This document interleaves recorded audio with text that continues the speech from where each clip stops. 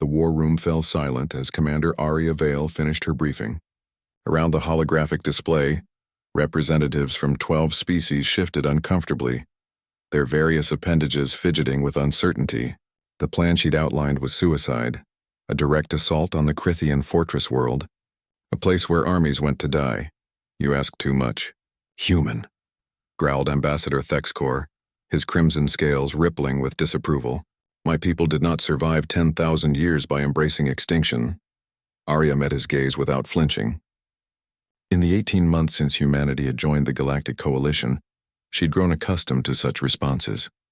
The galaxy's elder races viewed her species as reckless children, playing with weapons they didn't understand. Perhaps they were right, but recklessness, she'd learned, was sometimes the only answer to impossible odds. Then we go alone, Arya said simply, turning to her small contingent of human officers. That's when she heard it, a low rumble from the shadows at the chamber's edge. 7 pairs of eyes gleamed in the darkness belonging to the Valdrine cubs. They were young, barely past their 16th cycle, still covered in the spotted fur that marked their adolescence. Their kind were apex predators, feared throughout 3 sectors for their savagery and combat. Karen stepped forward first, the eldest of the group.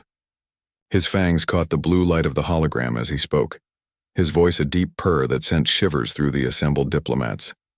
"We go with the human," Karen declared. The room erupted. Ambassador Thexcor's translator struggled to keep up with the cacophony of objections. But loudest of all was Elder Cormac, the Valdrine representative, Karen's own grandfather. "You dare?" Cormac's roar silenced the chamber. He rose to his full height, nearly 3 meters of muscle and ancient fury. "You are Valdrine. We do not follow lesser species into death." "We follow honor," Karen replied, his voice steady despite the trembling of his limbs. Behind him, the 6 other cubs moved to flank him, forming a wall of defiance, something our bloodline has forgotten. Arya watched the confrontation unfold, her tactical mind already recalculating. She'd spent months training alongside the Valdrine cubs, teaching them human combat doctrine. They'd been assigned to her unit as a diplomatic gesture, a way for the Valdrine to observe human tactics without committing their warriors. She'd expected them to observe and report. She hadn't expected them to choose. "Stand down, Karen," Arya said quietly. "You don't have to do this." The young Valdrine turned to her, and in his eyes, she saw something that transcended species. Respect, loyalty, and something deeper. Trust. "You taught us that fear is not the opposite of courage, Commander," Karen said. "You showed us that sometimes the most dangerous path is the only honorable one. My siblings and I have decided, we follow you." Elder Cormac's claws scraped against the stone floor. "If you walk out that door with the human, you are no longer Valdrine. Your names will be struck from the family chronicles. You will die alone, forgotten." Karen's ears flattened against his skull, but he didn't waver. "Then we die as we lived, with honor." The other cubs growled their agreement. Arya saw their fear, saw how their tails twitched despite their brave words. They were young, so terrifyingly young. But she'd seen that same fear in human eyes at the Battle of Proxima, where teenagers had held the line against impossible odds. Courage, she'd learned, wasn't the absence of fear. It was choosing to act despite it. "Very well," Arya said, her voice cutting through the tension. She turned to Elder Cormac, her small human frame somehow commanding in the face of the massive predator. "But understand this. If they fight under my command, they fight as humans fight. No glory-seeking. No individual heroics. We win together or we die together." "You will all die," Cormac spat. "Perhaps," Arya acknowledged. "But we'll die making the Crithians pay for every meter."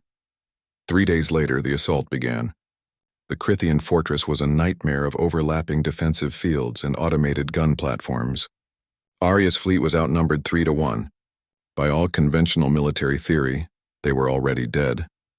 But Commander Arya Vale didn't fight conventionally. The human fleet scattered, breaking into dozens of small units that danced through the defensive grid like leaves in a storm. Confusion was their ally. Unpredictability was their weapon. And at the tip of the spear, 7 Valdrine cubs fought with a ferocity that shocked even their own kind. Karen's strike team breached the eastern shield generator. While Valdrine doctrine called for overwhelming force, he'd learned human tactics, speed, precision, adaptability. His team moved like shadows, striking critical points and vanishing before the Crithians could respond. They didn't fight like Valdrine anymore. They fought like humans who happened to have claws.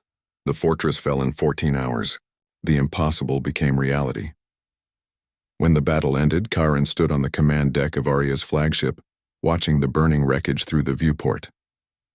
They'd lost 32 ships. Hundreds of humans and 7 Valdrine cubs had turned the tide against thousands.